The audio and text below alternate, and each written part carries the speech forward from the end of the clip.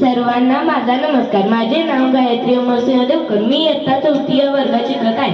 अध्यक्ष महोदय, पूज्य गुरुजन वर्ग आणि येथे जमलेल्या माझ्या प्रिय देशबांधवांनो, आता मी 2 शब्द बोलणार आहे. हे तुम्ही शांत चित्तेने ऐकून घ्यावी अशी माझी नम्र विनंती. आज प्रजासत्ताक दिन हा भारतातील एक राष्ट्रीय सण आहे. हा सण 26 जानेवारी रोजी साजरा केला जातो. 26 जानेवारी 1950 रोजी आपले संविधान लागू झाले. भारत हा एक प्रजासत्ताक देश बनला. या दिवशी देशभरात विविध कार्यक्रम होतात. बहु परेड आयोजित केली जाते. या परेडमध्ये भारतीय सैन्य, पोलीस, शाळेतील विद्यार्थी सहभागी होतात.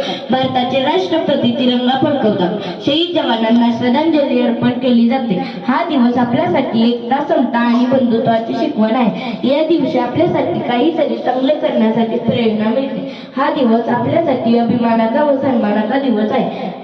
या दिवसापासून खऱ्या अर्थाने लोकशाही नांदू लागली. आजच्या या पवित्र दिवसापासून आपण सर्वजण मिळून असा निश्चय करूयात की झाडे, पाणी आणि हवा हे निसर्गाचे महत्त्वाचे घटक आहेत. प्रदूषण आणि जंगलतोडीमुळे पृथ्वीला धोका निर्माण होत आहे. म्हणून आपण अधिक झाडे लावूया. तसेच प्लास्टिक वापरणे टाळायला पाहिजे. वीज आणि पाण्याची बचत केली पाहिजे. चला आपण मिळून पृथ्वी स्वच्छ आणि हिरवीगार ठेवण्याची शपथ घेऊया. एवढे बोलून मी माझे भाषण संपविते. जय हिंद, जय भारत.